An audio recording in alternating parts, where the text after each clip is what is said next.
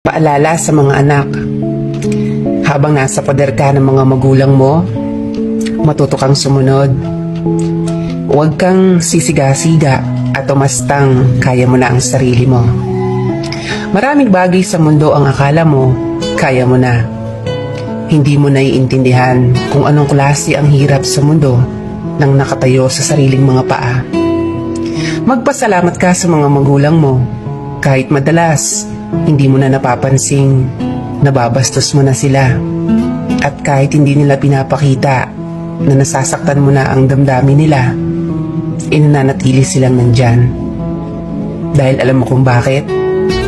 Dahil mahal ka nila. Kaya be proud.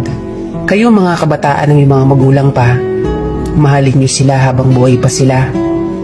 Iparamdam niyo sa kanila kung gaano niyo sila kamahal at kung gaano sila kaimportante sa inyo.